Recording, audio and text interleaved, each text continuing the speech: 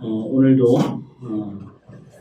방송으로 예배를 드리는 우리 호평, 마서, 춘천 믿음의 가족들 축복합니다. 사랑합니다. 그리고 또 그 외에 여러 지방에서 같이 말씀을 듣고 계신 여러 성도님들 사랑합니다. 같이 모이지는 못하지만 그래도 하나님의 말씀을 공유하고 나눌 수 있는 특권을 주신 하나님께 감사합니다. 오늘 말씀은 17장 1절로 시작이 됩니다. 우리 같이 한번 읽을까요? 17장 1절 시작.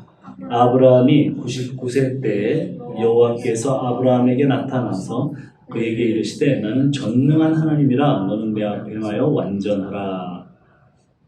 이렇게 말씀하십니다. 아브라함 99세 때 나타나셨습니다. 13년 이상 침묵하신 하나님이 나타나셔서 아브라함에게 말씀을 하십니다. 나는 전능한 하나님이다. 히브리어로는 엘샤다이, 엘은 하나님이고 샤다이는 전능한, 그렇게 번역이 되죠. 능력 주시는 분, 양육하시는 분. 왜 하나님은 전능자로 자신을 계시하십니까? 그만큼 아브라함이 하나님을 믿지 못하고 있다는 증거죠. 그래서 하나님이 언약하신 부분을 계속 자신이 어떻게 해보려는 태도를 보이니까 그 약속에 대해서는 내가 내 능력으로 탄생하게 한다는 의미로 질책하시는 말씀입니다. 그리고 나서 두 번째로 하시는 말씀이 너는 내 앞에 행하여 완전하라, 그렇게 말씀하십니다. 하나님 앞에서 완전하게 행하라. 우리가 라틴어 아는 몇 단어 중에 하나죠. 코람데오, 신전의식, 하나님 앞에서 행하는 자. 그 사람이 완전한 사람이죠. 완전하라. 요 전에 한 인물이 완전하다고 성경이 소개합니다. 누구죠? 노아죠. 노아의 완전에 대해서 한번 생각을 해봅시다. 노아는 의인이요 당대의 완전한 자라 그는 하나님과 동행하였다. 창세기 6장 9절은 그렇게 기록합니다. 그러나 사실 노아가 완전한가? 그렇지 않습니다. 노아는 홍수가 끝난 이후에도 경각심을 갖지 못하고 술에 취해 벌거벗고 잠을 자다가 사고를 칩니다. 여러 가지 문제를 일으켰습니다. 그는 사실은 도덕적으로 모든 면에서 완전한 사람이 아닙니다. 그런데 그가 완전하다고 한 이유는 사실은 성경에서 6장 8절에 창세기 6장 8절에 소개되죠. 뭐였어요? 노아는 여호와께 은혜를 입었더라. 은혜를 입었기 때문에, 은혜가 뭐예요? 값없이 주는, 거저 주시는 하나님의 선물, 사랑, 좋은 것들입니다. 그 은혜를 입었기 때문에 그가 완전하다고 이야기를 한 겁니다. 하나님의 은혜가 완전하지 못한 노아를 완전하게 하실 것이라는 거죠. 그것이 마치 우리 믿는 신자들의 삶과 연관되어 있습니다. 하나님이 아무것도 없는 곳에서 빛이 있으라 하시니 빛이 있었듯이 하나님이 계획하시면 반드시 일어날 것입니다. 아브라함은 행하여 완전할 수 없습니다. 그러나 하나님은 그렇게 하실 수 있습니다. 그러므로 완전하라는 뜻은 내가 너를 완전하도록 만들어 가시겠다는 하나님의 의지의 표명입니다. 왜 완전해야 합니까? 그래야 지금까지 언약의 내용, 그 2절에 보면 아브라함을 크게 번성하게 하실 수 있기 때문에 그렇게 말씀하십니다. 하나님은 내가 내 언약을 나와 너 사이에 두셨다고 하십니다. 하나님은 계속 나의 언약이라고 말씀을 하십니다. 이 언약은 하나님 스스로 끝까지 지켜나가실 것이기 때문입니다. 그래서 15장에서 하나님이 그 횃불로 쪼개진 짐승들 사이로 홀로 지나가시며 일방적인 계약을, 언약을 하신 것입니다. 이 언약은 하나님은 계속해서 나의 언약이라고 말씀을 하십니다. 이 언약은 하나님 스스로 끝까지 지켜나가실 것입니다. 물론 약속이니까 약속 당사자 아브라함 사이에 그 언약을 두시지만 완전하게 하는 것도 언약을 이루어 번성케 하시는 분도 나의 언약이라고 말씀하시는 여호와 하나님이신 것입니다. 자, 3절을 한번 읽어봅시다. 17장 3절 시작. 아브라함이 엎드렸더니 하나님이 또 그에게 말씀하여 이르시되. 아브라함이 드디어 엎드립니다. 엎드린다는 것은 경외, 또 경배, 복종과 순종을 뜻하죠. 아브라함은 다시 나타나신 하나님 앞에 다시 언약하시는 하나님을 경배합니다. 이에 하나님이 이름을 바꿔주시는 내용이 그 다음 절부터 전개가 됩니다. 4절부터 7절까지 우리 한번 읽어봅시다. 시작. 보라, 내 언약이 너와 함께 있으리니 너는 여러 민족의 아버지가 될지라. 이제부로는 내 이름을 아브라함이라 하지 아니하고 아브라함이라 하리니 이는 내가 너를 여러 민족의 아버지가 되게 함이니라. 내가 서로 너로 심히 번성케 하리니 내가 너에게 민족들이 나게 하며 왕들이 내게로부터 나오리라. 내가 내 언약을 나와 너 및 내 대대 후손 사이에 세워서 영원한 언약을 삼고 너와 내 후손의 하나님이 되리라. 그렇게 말씀하십니다. 이름을 지어준다는 것은 소유와 통치권이 그 이름을 지어준 사람에게 있다는 뜻이죠. 하나님은 사람을 창조하시고 아담이라고 이름을 지어주셨습니다. 너는 내가 만들었고 너는 나의 소유다. 하나님의 통치를 받을 때만 행복하다. 그런 사실을 그 이름 속에 담고 있습니다. 그래서 그 아담이 동물들의 이름을 지을 때 아담이 그 동물들을 통치하고 다스리게 된다는 뜻이었습니다. 이제 하나님은 아브라함을 아브라함으로 계명을 하십니다. 히브리어 아브는 아버지라는 뜻이고 람은 크다, 위대하다는 뜻이죠. 높다, 고귀하다라는 뜻입니다. 아브라함은 고귀하고 위대한 아버지라는 뜻입니다. 아브람. 그런데 그 아브람의 아비 데라가 아브라함이 영웅으로 살라고 위대한 사람으로 살라고 지어준 이름이었습니다. 그렇죠. 우리 인생들이 바라는 것입니다. 영웅이 되고 유명한 사람이 되고 잘 나가는 사람이 되는 것, 위대한 사람이 되는 것. 내가 크게 되고 내가 위대하고 내가 잘 나가는 삶. 그러나 하나님은 아브라함을 아브라함으로 이제 살게 하실 것이라고 이름을 바꾸십니다. 그냥 자기 중심으로 살고 나만을 위해서 살아서 그런 위대한 영웅이 되는 것이 아니라 아브라함, 그 아버지 라함, 그거는 뭐냐면 그 뒤에 설명이 잇따르죠. 거기에 보면 많은 여러 민족 그런 뜻입니다. 하몬 오이라고 그렇게 되어 있습니다. 많은 여러 민족의 아버지, 많은 무리의 아버지가 되게 하시겠다. 너는 이제 너를 위해서 사는 것이 아니라 언약대로 말씀대로 여러 민족이 되는 하나님의 뜻을 이루는 사람으로 하나님의 말씀대로 하나님의 약속대로 사는 사람이 된다. 너를 심히 번성시키는 것, 그것이 내 뜻이다. 이렇게 하나님이 말씀하십니다. 자, 이제 8절입니다. 8절 같이 한번 읽어봅시다. 시작. 내가 너와 내 후손에게 내가 거류하는 이 땅 곧 가나안 온 땅을 주어 영원한 기업이 되게 하고 나는 그들의 하나님이 되리라. 하나님께서 내 언약, 내 약속, 영원한 약속 이렇게 얘기합니다. 하나님의 약속은 영원합니다. 영원한 약속, 우리가 이해할 수 없는 개념이에요. 영원. 우리는 시간과 공간 안에 갇혀 있기에 경험할 수도 경험되지도 않는 영역입니다. 그 영역에서 하나님은 언약을 하셨습니다. 누구와 언약을 하셨어요?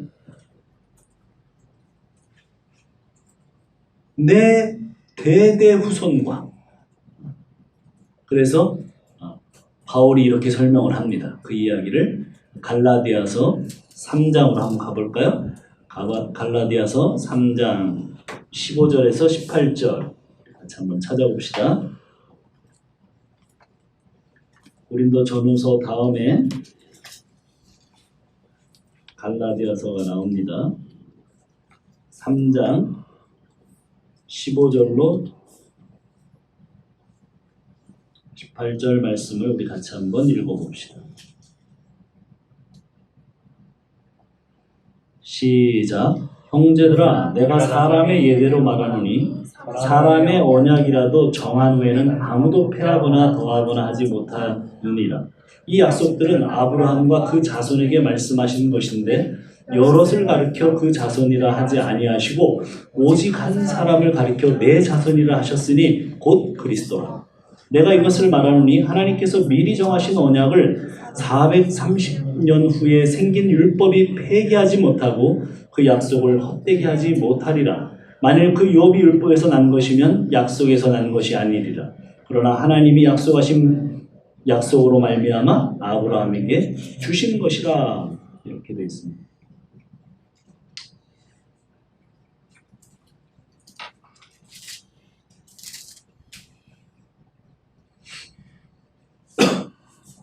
바울은 해석하기를 여러 자손을 이야기한 것이 아니고 오직 한 사람을 가리켜 내 자손이라고 했다는 거예요. 곧 그리스도.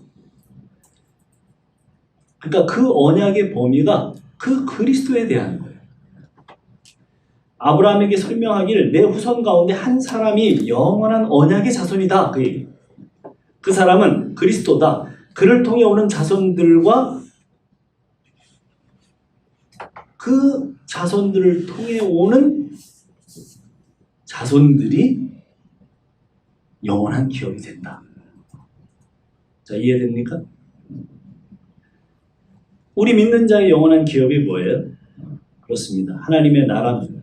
하나님께서 아브라함의 자손을 통해 하나님 나라를 세우시고 그 자손들의 하나님이 되시겠다는 언약입니다. 지금까지 언약의 상태는 항상 하나님께서 언약을 홀로 이루어내시겠다는 일방적인 언약이었습니다. 이번에 언약을 지키는 표로 아브라함에게 뭔가를 하라고 말씀하세요. 할례를 행하라고 말씀하십니다. 그 다음 절이죠. 17장 9절에서 14절 내용이 그 내용입니다. 같이 한번 읽어봅시다. 시작. 하나님이 또 아브라함에게 이르시되 그런즉 너는 내 언약을 지키고 내 후손도 대대로 지키라. 너희 중 남자는 다 할례를 받으라. 이것이 나와 너희와 너희 후손 사이에 지킬 내 언약이니라. 너희는 포피를 베어라. 이것이 나와 너희 사이의 언약의 표징이니라. 너희의 대대로 모든 남자는 집에서 난 자나 또는 너희 자손이 아니라 이방 사람에게서 돈으로 산 자를 막론하고 난 지 8일 만에 할례를 받을 것이라.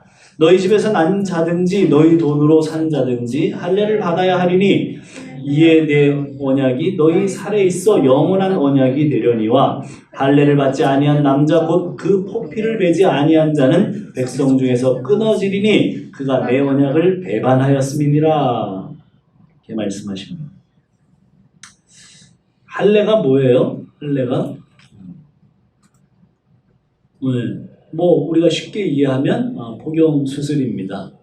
우리 한국에서 이제 청소년기에 접어든 아들들을 데리고 엄마가 병원에 가서 꼬추의 끝을 이렇게 벗겨내는 거죠. 그런데 하나님이 언약을 하는 표징으로 왜 그 남자들의 가장 민감한 곳을 이렇게 뭐라고 했냐면 성경 원어는 자르라고 했어요. 자르라. 포경수술은 껍질을 다 벗겨내는 것이지만 할례는 칼로 껍질의 일부를 이렇게 자르는 겁니다. 할례, 히브리어로 물이에요. 아주 외우기도 쉽죠. 물이 뭐냐면 할례. 물이 할례. 그런데 물은 무슨 뜻이냐면 잘라내다, 파괴하다, 조각내다 그런. 11절의 그 표징, 그것은 표시, 신호, 증거라는 오토라는 단어. 언약은 우리가 아는 것처럼 베리트예요. 똑같아요. 물하고 자르다는 거. 언약이 왜 자르는 걸까? 그렇죠? 좀 이상하죠? 연합, 동맹, 계약도 들어가. 그거에 대한 표징입니다. 지금까지 아브라함은 계속 자기가 언약을 이뤄내기 위해 자기 방식으로 생각하고 일했습니다. 하나님의 약속이 분명히 있었지만 아브라함은 믿지 못했습니다.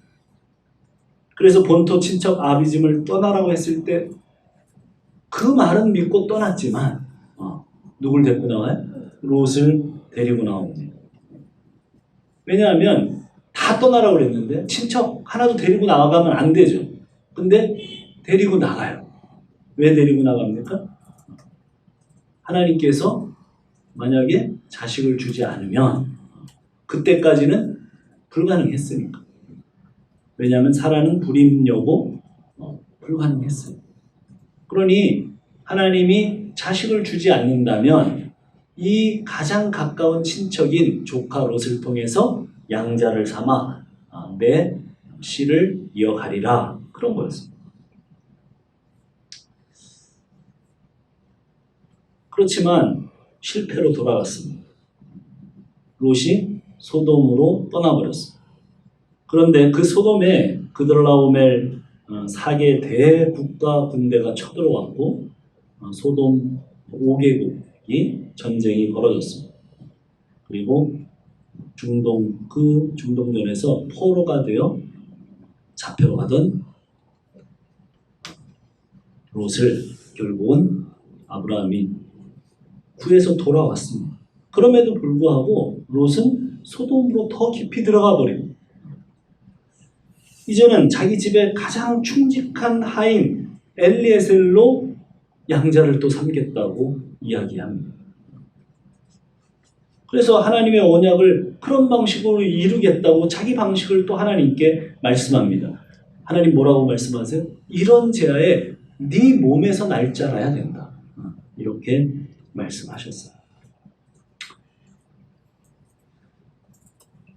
그러면 이제 어차피 자기 아내 사라는 임신을 하지 못하는 불임여고 이제는 그 살의 몸종 하갈의 몸을 통해서 자손을 이어가자.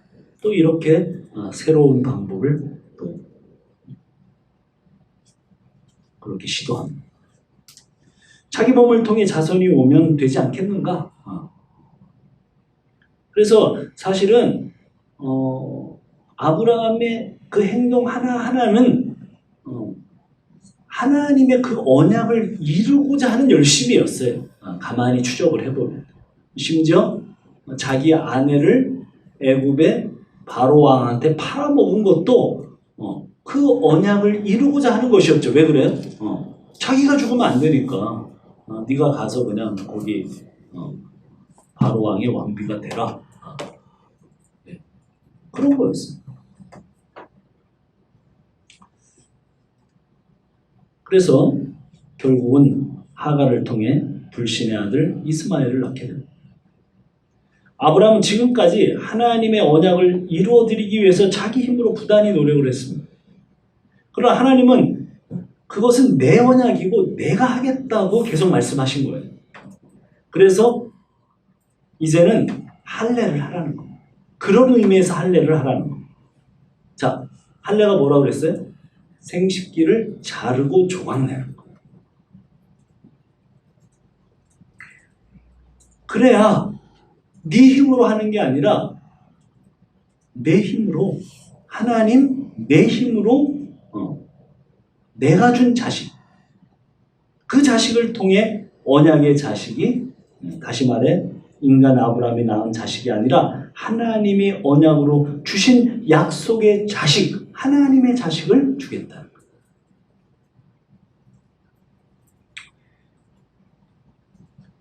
그래서 이 일 이후로 아브라함은 자기 이제 할례를 받고 자기 생식기를 볼 때마다 어떻게 생각을 하게 돼요? 할례 받은 생식기, 소변을 보러 가서 이렇게 생식기를 보면서 하나님과 나 사이에 언약이 있지. 도저히 내 힘으로는 낳을 수 없는 하나님의 자녀를 내 생식기를 잘라버리고 낳으신 하나님이 주셔서 낳은 아들이지. 소변을 볼 때마다 생각하게 될 거예요. 하루에 몇 번씩 정말 은혜가 임하는 삶이죠. 그 표징이 자기 몸에 남아있어.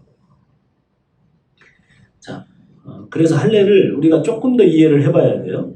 구약의 할례 때문에 생겼던 일들이 한두 군데, 여러 군데가 있지만 실제로 이런 일이 일어났습니다. 실제로 자기 조상들이 이제 이 이후에 야곱의 아들 12아들들이 가나안으로 다시 들어가서 어디에 있다가 이집트에 있다가 다시 가나안으로 나와서 가나안으로 들어왔을 때 얘기예요.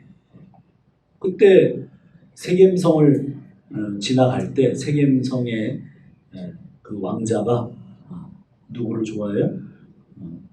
그 야곱의 딸 디나를 너무 사랑하게 됩니다. 그래서 그 디나를 데리고 와서 강간을 해요. 그렇게 되자 이 열받은 레이를 비롯한 오빠들이 이제 가서 계략을 꾸밉니다. 네가 정말 우리 디나를 데려가고 싶냐? 그러면 좋다. 우리 족속은 전부 다 할례를 한다. 그러니까 니네 족속도 다 할례를 받아야 된다. 그래서 할례를 받게 해요. 그러면 그 아내를 그 디나를 너무 사랑하니까 그 세겜 왕자가 그렇게 합니다. 그럼 우리 다 할례를 받겠다. 그래서 할례를 해요. 모든 남자들이 할례를 하고 한 3일쯤 지났을 때 상처가 이제 가장 극심하게 아파서 도저히 움직이지 못하게 됐을 때 누가? 오빠들이 칼을 차고 들어가서 거기에 있는 사람들을 다 죽여버려요. 네. 그런 사건이 벌어집니다. 자기네 할례 그것을 이용해서 다른 족속 하나를 완전히 죽여버리는 그런 일을 사용을 해요. 그 뒤에 이제 이스라엘 백성들이 다시 이집트에서 출애굽해서 가나안으로 처음 들어가려고 하는 요단강을 건너서 드디어 들어가려고 하는 그때 이제 여리고성 전투를 앞두고 길갈이라는 곳에서 그럼 여리고성이 얼마나 떨어져 있냐면 바로 한 2-3km 정도 떨어져 있어요. 그 앞에서 이스라엘의 전쟁을 할 만한 모든 남자 왜냐하면 그 광야를 지나면서 40년 동안 할례를 할 수가 없었어요. 그래서 그 길갈에서 모두가 하나님의 명령으로 여호수아가 말하기를 모두 할례를 받아라. 말도 안 되는 거예요. 왜 말도 안 돼? 전략적으로 자기들 조상들도 경험했던 일이고 할례를 하고 끙끙 앓고 있을 때 가나안 사람들이 특별히 그 강력한 지금 거기에 있는 사람들이 알고 쫓아나와서 자기들을 모두 죽여버릴 수 있는 그 막대한 전쟁을 바로 앞두고 있는 상황에서 이스라엘 모든 남자들이 할례를 행한다. 말도 안 되는 거예요. 왜 하나님이 그렇게 하십니까? 네. 모두 몰살당할 전략을 왜 하나님이 그렇게 하라고 그러는 거예요? 전략을 조금이라도 아는 사람이라면 모두 반대했을 것입니다. 무슨 얘기냐면 할례는 죽음을 의미하는 거예요. 아브라함에게도 그런 의도였듯이 할례는 죽음을 의미합니다. 자, 여호수아 장군이 자기 힘으로 가나안을 정복하는 게 아니에요. 하나님의 메시지는 분명합니다. 네가 하는 게 아니라 이 싸움은 내 싸움이다. 너희들이 다 죽은 것 같은 그 상태로 싸움은 내가 들어가서 한다. 그 얘기를 할례를 통해서 말씀하십니다. 하나님을 믿지 못한다면 도저히 할 수 없는 행위가 할례예요. 아브라함과 할례 언약을 맺는 것은 넌 너의 실력으로, 너의 힘으로, 너의 생산 능력으로 하는 것이 아니라는 거예요. 하나님을 믿는 것으로 이 언약이 이루어진다는 것입니다. 구대 역사에 보면 아브라함의 언약으로 태어난 이스라엘은 난 할례를 했는데 왜 너희는 할례를 하지 않느냐? 이것이 항상 문제였습니다. 할례를 행하기만 하면 하나님의 백성이 된다는 거예요. 이것이 이스라엘의 율법 지킴이었습니다. 성경은 할례를 마음으로 하는 것이다 이렇게 표현합니다. 그게 신약에서 바울이 한 얘기가 아니고 실제로 구약에서 먼저 그런 얘기를 여러 곳에서 하고 있어요. 신명기 10장 16절에 보면 그러므로 너희는 마음에 할례를 행하고 다시는 목을 곧게 하지 말라. 신명기 30장 6절에도 그렇게 말씀합니다. 나는 아무것도 아니고 하나님만 하실 수 있다.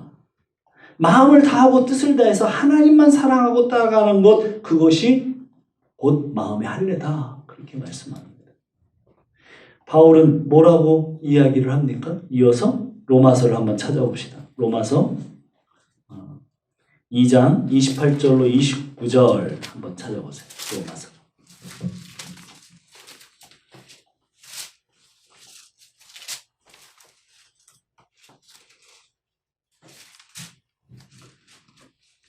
자, 우리 한번 같이 읽어봅시다. 시작. 무릇 표면적 유대인이 유대인이 아니요 표면적 육신의 할례가 아니니라. 오직 이면적 유대인이 유대인이며 할례는 마음에 할지니 영에 있고 율법 조문에 있지 아니한 것이라. 그 칭찬이 사람에게서가 아니요 다만 하나님에게서니라. 이렇게 말씀합니다.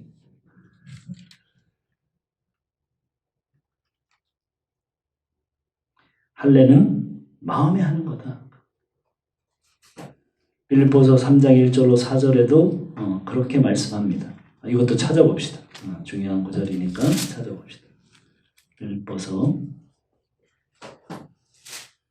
3장 1절로 4절.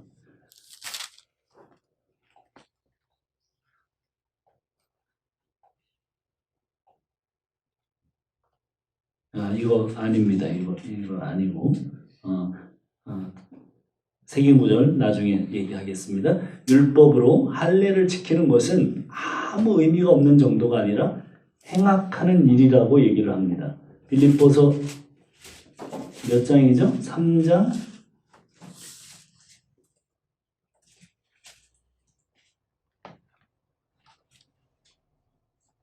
3장 2절. 그래요. 3장 맞네요. 1절부터 4절 맞습니다. 같이 다시 읽어봅시다. 시작. 끝으로 나의 형제들아 주 안에서 기뻐하라. 너희에게 같은 말을 쓰는 것이 내게는 수고로움이 없고 너희에게는 안전하니라. 개들을 삼가고 행악하는 자들을 삼가고 몸을 상해하는 일을 삼가라. 하나님의 성령으로 봉사하며 그리스도 예수로 자랑하고 육체를 신뢰하지 아니하는 우리가 곧 할례파라. 그러나 나도 육체를 신뢰할 만하며 만일 누구든지 다른 이가 육체를 신뢰할 것이 있는 줄로 생각하면 나는 더욱 그러하니. 율법으로 할례를 지키는 것은 아무 의미가 없는 정도가 아니라 행악하는 일이고 계들이 되는 것이다. 몸을 상해하는 일, 할례를 하는 것을 삼가라. 마음의 할례를 받은 사람들은 성령으로 봉사한다. 자기 할례를 자랑하지 않고 육체 아브라함의 자손이고 할례를 받았다는 주장을 하지 않고 예수로만 기쁨과 죄사함과 구원이 있음을 자랑하는 우리가 신약 성도 참 할례파다. 그렇게 얘기하고 있어요. 오늘날 우리가 구원의 표징으로 받는 세례, 침례의 의미와 같은 것이죠. 이 사람이 진실로 하나님을 믿고 예수를 구주와 왕으로 영접한 사람이다. 세례가 의미가 뭐예요? 그 공동체 앞에서 이 사람은 예수와 합하여 죽고 새 생명으로 다시 산 사람이다. 이 사람은 하나님의 백성이 되었다. 그것을 세레모니 하는 거잖아요. 마찬가지로 할례도 하나님의 백성 공동체에 들어왔다는 의식이에요. 그러나 그 의식은 진짜 하나님의 백성이 됨이 없다면 그냥 문화적으로 형식적으로 받는 세례 침례라면 그런 거 있잖아요. 군대에서. 제가 훈련병 때 보니까 초코파이를 교회에서 훨씬 더 많이 준다니까 그 6주 동안에 가고 그리고 그 결과로 그 6주 만에 마지막 훈련을 이제 끝낼 때 세례식에 다 참여를 하더라고요. 초코파이 더 먹기 위한 세례였죠. 예수 믿는 거 아니에요. 예수 믿지 않아도 세례는 받을 수 있어요. 그 세례 침례가 무슨 의미가 있겠어요? 마찬가지로 마음에 할례가 없다면 무슨 소용이 있겠어요? 똑같은 거. 이제 아브라함의 이름을 바꿔주셨던 하나님은 아내 사례의 이름도 바꿔주십니다. 15절로 16절입니다. 15절로 16절 같이 한번 읽어봅시다. 15절로 16절 17장 창세기 15절로 16절 시작. 하나님이 또 아브라함에게 이르시되 내 아내 사례는 이름을 사례라 하지 말고 사라라 하라. 내가 그에게 복을 주어 그가 내 아들을 낳아 주게 하며 내가 그에게 복을 주어 그를 여러 민족의 어머니가 되게 하리니 민족이 여러 왕이 그에게서 난다. 그런 얘기를 하고 계십니다. 사라라 하라. 하나님의 약속은 여러 민족의 어머니가 되게 하신다는 겁니다. 그때 아브라함의 반응은 17절에서 18절입니다. 같이 한번 읽어봅시다. 시작. 아브라함이 엎드려 웃으며 마음속으로 이르되 100세 된 사람이 어찌 자식을 낳을까? 사라는 90세니 어찌 출산하리요 하고 아브라함이 하나님께 아뢰되 이스마엘이나 하나님 앞에 살기를 원하나이다. 예. 자, 엎드렸다. 네, 아까 설명한 것처럼 경배한다는 뜻이죠. 외적으로는 완벽한 형식을 다 갖추고 있습니다. 네. 그런데 속마음은 어때요? 100세 된 사람이 어찌 자식을 낳을까? 그리고 아내는 이제 90세도 넘었고 경수가 끊어졌다. 맨스를 하지 않는데 내적으로는 전혀 믿지 못해요. 그는 이미 하나님께서 이름도 새로 주셨습니다. 열국의 아비. 많은 나라의 많은 민족의 조상. 그런데 그 이름에 걸맞지 못한 믿음과 생각이죠. 그는 엎드렸지만 나는 전능하신 하나님이라고 하시면서 나타나신 그 하나님의 전능성을 전혀 믿지 못할 뿐 아니라 비웃기까지 했습니다. 엎드렸지만 실수가 나오는 것을 참을 수가 없어요. 네. 저희도 교회 같이 공동체에서 예배를 하면서 그런 경험을 한 적이 있습니다. 우리 교회에 한 10여 년 전, 뭐 15년 전, 막 그쯤 되겠네요. 한 100여 명의 젊은 청년들이 모여서 같이 예배를 드리는데 기도를 인도하던 한 형제가 자, 우리가 기도하기 전에 기도합시다 뭐 이러잖아요. 근데 약간 좀 이상했어요. 억양도 이상하고 기도하겠습니다 뭐 그랬던가 하여간 뭐 약간 이상해. 되게 전부 다 100여 명이 동시에 고개를 탁 숙이고 있다가 첫 이야기를 듣고 전부 다 이제 막 웃음이 막 이렇게. 근데 이게 지금 대예배 시간에 아주 거룩한 기도 시간인데 뭐 웃을 수는 없고 막 전부 다 웃음을 찾느라고 막 속으로 막 이렇게 엎드려가지고 거의 기도 끝날 때 거의 막 몇 사람은 터져갖고 빵 터져갖고 막 웃고 난리도 아니었어요. 그래요. 그 아주 경건한 모양 엎드렸는데 속으로 비웃어요.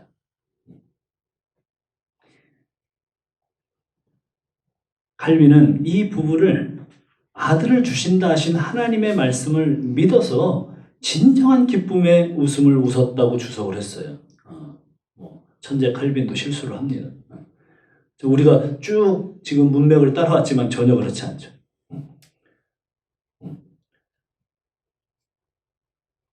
사실은 비웃음이에요. 왜? 그것을 확증시켜주는 이야기가 그 다음에 나옵니다. 이스마엘이나 하나님 앞에 살게 해달라는 말씀. 무슨 이 나이에 아브라함과 사라가 애를 낳겠습니까? 하나님. 하나님도 좀 생각 좀 하시고 말씀하시죠. 뭐 이런 얘기. 자, 지난주에 신앙은 기다림이다. 기다림의 싸움이다. 이런 이야기를 했습니다. 자, 아브라함 이야기는 계속해서 믿음에 대한 이야기가 전개되고 있어요. 믿음의 조상이니까. 그래서 믿음은 무엇인가? 기다림의 싸움이다. 그래서 아브라함은 계속 기다렸습니다. 하나님이 처음에 약속하셨던 그 약속을 계속 그 평생 동안, 오늘 23년 동안 기다려요. 23년이면 결코 작은 세월이 아니에요. 23년 동안 기다려요. 그런데 자식 하나 없어요. 자기 아내에서 태어난 자식 하나 없어요. 그래서 이제는 이 정도의 불신앙을 보입니다. 그리고 포기합니다. 절망합니다. 그러나 사실은 이것은 아브라함의 기다림이 아니고 하나님의 기다림이었어요. 하나님이 사실은 이때까지 기다리셨어요. 인간의 절망의 시간이 드디어 하나님이 일하시는 시간이에요. 인간의 절대 무력감이 하나님이 일하시는 시간이에요. 우리가 언제 하나님께 돌아옵니까? 아주 잘 나갈 때 돌아옵니까? 그런 사람은 거의 없어요. 완전히 절망의 순간, 완전히 무력한 자기를 발견할 때 우리는 하나님 앞에 무릎을 꿇습니다. 하나님께서 그렇게 말하는 아브라함을 열국의 아비, 많은 민족의 아비라는 이름으로 바꿔주셨어요. 하나님은 되게 조크가 많으세요. 사실은 저 같으면 뒤통수를 한 대 갈겼을 것 같아요. 내가 그렇게 지금까지 너를 믿음을 주려고 얼마나 많은 시간을 너한테 이렇게 투자를 하고 내가 지금 이렇게 했는데 그래 겨우 그 모양이냐? 그러고 그냥 뒤통수를 한 대 갈기고 싶은데 하나님 그렇게 안 하시고 그냥 뭐라고 그러세요? 그냥 아브라함을 아브라함으로 바꿔주세요. 여러분 아브라함의 이런 모습이 여러분한테는 어떤 생각이 들어요? 저는 위로가 됩니다. 이 모습이 믿음의 조상이라는 별명을까지 생긴 그 정말 믿음의 대명사 아브라함의 실체이기 때문에 저도 아브라함 정도는 할 수 있을 것 같아요. 위로가 돼요. 얼마나 못 믿습니까? 얼마나 안 믿어요. 아주 지겹도록 안 믿어요.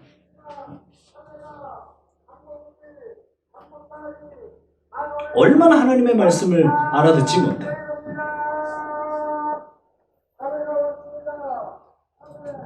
진실로 하나님이 이끌어가지 않으면 믿음은 접근 불가합니다.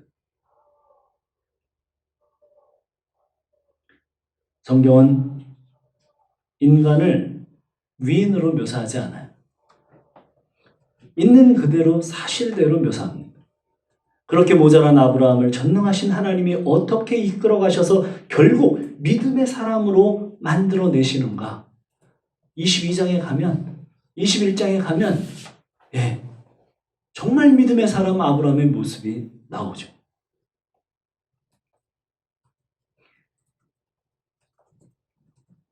실제 우리도 아브라함처럼 하나님께서 이름을 바꿔주셨습니다.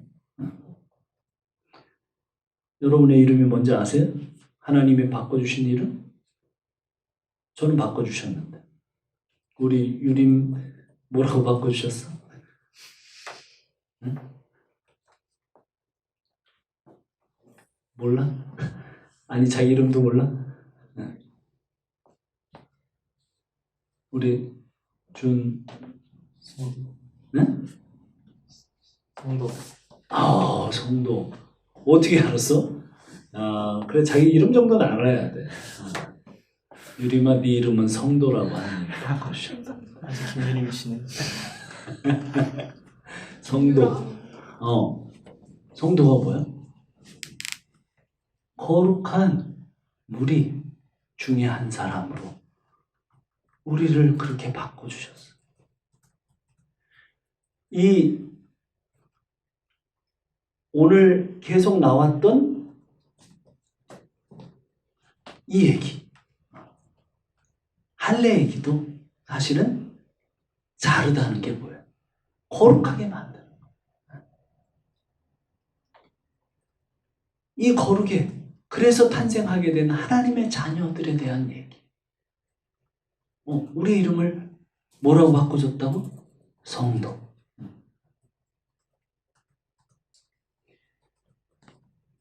뭐 그 정도면 좋겠는데 더 나가요. 우리를 뭐라고 또 바꿔줬어? 의인. 완전한 자. 심지어 이 가장 부담스러운 이름입니다. 그리스도인. 작은 그리스도. 저는 한 생각을 해봐요. 내가 정말 거기 합당한 사람인가?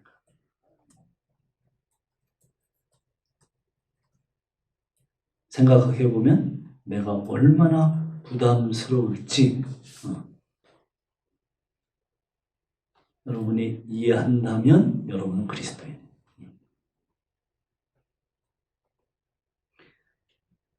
세상 사람들이 얼마나 웃겠어요. 응?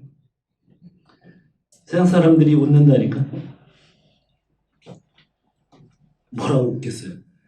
야, 하나님의 아들이라며, 하나님의 자녀라며. 응?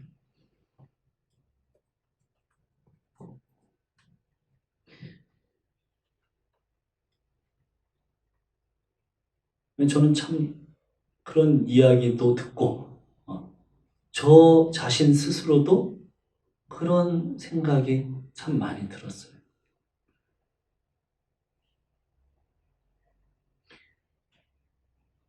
세상 사람들이 얼마나 웃겠어요. 본처에게 자식이 한 명도 없는 늙은이의 이름이 아브라함, 많은 민족의 조상. 이웃 사람들이 아브라함이라고 부르면서 야, 이 사람이 아브라함이래. 근데 본처가 낳은 자식은 하나도 없대. 서로 뭐라고 그랬겠어요? 비웃었겠죠. 그런데 그 사람이 심지어 100살이래. 근데 이름은 많은 열국의 아비래.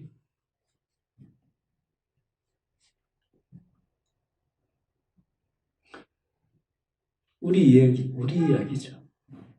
쟤는 예수를 믿는다고 하면서 아직 장가도 못 갔대. 애가 없대. 자식이 대학교 떨어졌대. 남편이 실직을 했고 먹고 살만하니까 이제 아내가 유방암 사기래. 근데 하나님의 자녀를. 우리의 이름은 하나님의 아들인데 하나님의 자녀인데 눈에 보이는 현실은 만물의 찌꺼기 같다고 바울이 고백했어요. 찌꺼기. 안 하다 쓰레기. 그런 취급을 받는데 어쨌든 이스마엘이나 하나님 앞에 살게 해달라는 불신앙의 소리를 들으시는 하나님은 거기에 다른 말씀을 하지 않으세요. 네 안에 사라가 아들을 낳을 것이라고 선언하십니다. 아마 더 이상 이야기를 하게 하면 더 헛소리를 할까봐 더 진도 나갈까봐 하나님이 거기서 급하게 결론을 내리신 것 같아요. 하나님은 아브라함이 걱정하고 있는 현실적인 문제도 정말 깨알같이 챙기십니다. 이스마엘도 큰 민족을 이룰 것이다. 왜냐하면 13년 가까이 키운 그 이스마엘이 늘 걱정인 거죠, 지금. 누구는? 아브라함은. 그래서 생육하고 번성하고 자손이 많아지는 것, 많아질 것이라고 말합니다. 그러나 생육하고 번성하고 자신이 많아지는 것이 복이라고 그렇게 말씀하셨지만 19절 말씀처럼 자, 우리 한번 17장 창세기 17장 19절 읽어봅시다. 17장 19절 같이 한번 읽어보세요. 시작. 하나님이 이르시되 아니라 내 아내 사라가 내게 아들을 낳으리니 너는 그 이름을 이삭이라 하라. 내가 그와 내 언약을 세우리니 그의 후손에게 영원한 언약이 되리라.